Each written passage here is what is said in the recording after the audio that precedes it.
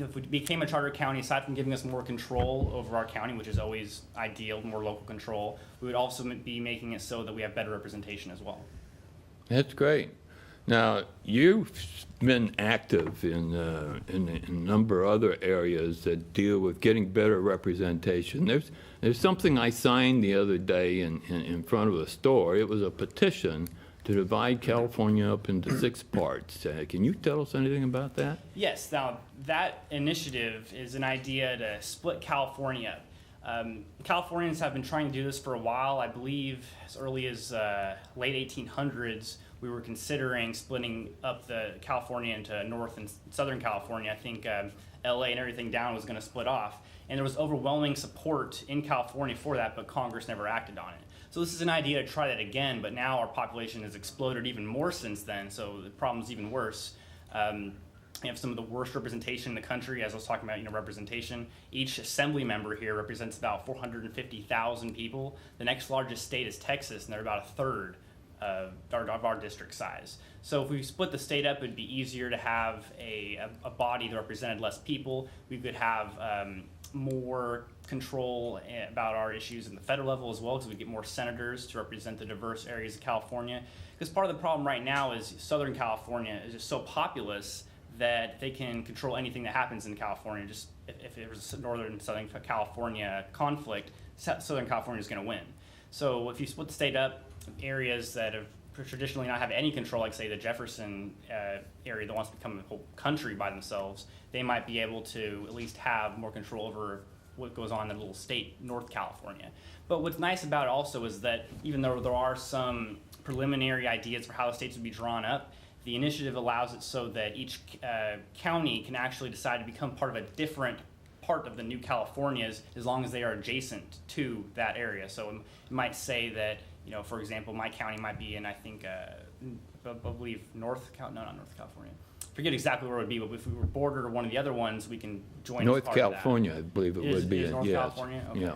Yeah, and it's a very interesting idea. Another part about it is I mentioned charter counties. It actually gives charter counties more control. So even if we vote for this and Congress never does anything about it, which is quite possible, like they did before, they might just ignore it because they have to actually agree to let us split up the state according to the U.S. Constitution.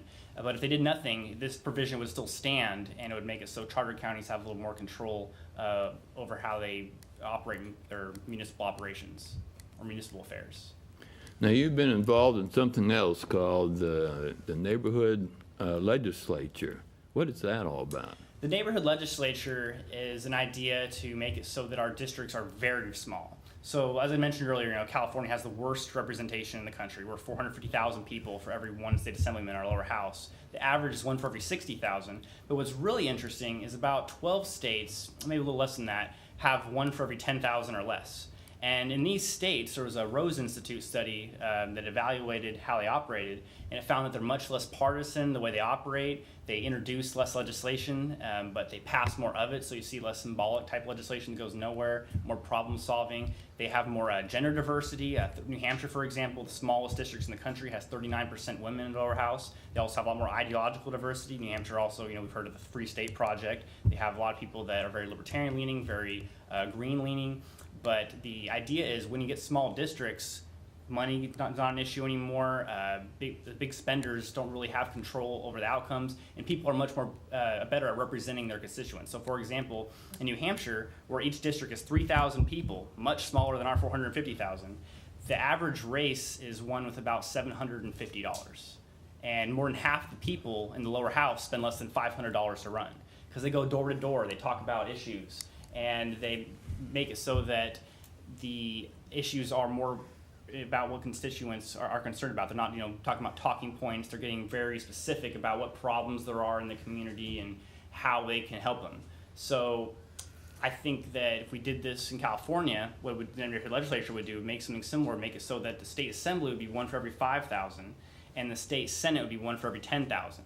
And the way we prevent this from bankrupting California is that we pay each of the state assemblymen and state senators $1,000 a year, which doesn't sound like a lot, but in New Hampshire they get $100 a year and they have to drive to the Capitol, they have to write bills, they have to do amendments. They're doing a lot more work. These neighborhood legislators in California would be sitting at home, voting from home, And the way that we would get the intricate parts of bills done is that they would be electing someone to be on what's called a working committee. And these people in the working committee would be functioning the same way state legislators do at the Capitol today. So today, we have 80 people in the state assembly and 40 people in the state senate. These would be the working committee members. So we take existing districts we have for those state senators and state assemblymen, carve 100 mini districts in all of those where they represent 5,000 or 10,000, depending on which house. And those people in the small districts elect one person amongst themselves to represent that larger district, and they would go to Sacramento. And in Sacramento, that would be the person that would be writing the bills, doing amendments, sitting on subcommittees, and this would function a lot like a subcommittee does today. So right now, you vote for your state assemblyman or woman, but you don't get to vote on who's on the state assembly public safety subcommittee. They vote amongst themselves for someone to be on the public safety subcommittee. So similarly, you would vote for your neighborhood legislator. They would be one of 100 people who would vote to send someone to Sacramento to deal with intricacies of legislation and pass things. The difference would be once they pass something at the Capitol, they would send it back down to the neighborhood legislators for up or a down vote. And once that passes there, it would go to the governor, and he would either veto it or sign it. Now, what has to happen in order for this new structure to come into place? Well, we have to pass the initiative. That's the main focus right now. We're currently in the signature gathering stage for both the neighborhood legislature and the 6-state California initiative. If anyone's interested in helping gather signatures as well, we can. I believe the going rate is a little over $2 for every 2 signatures. So that means that if you get a signature for 6 Californias and a signature for the neighborhood legislature, you get a little over $2 for the 2 of those. And that's the main push right now. We're trying to get as many signatures as we can, qualify both initiatives so people have an opportunity to vote on it. If it does pass, then that'd be great. We can actually get some small districts in California. We won't have this crazy system where it takes about $700,000 to win an assembly race, according to a LA Times article.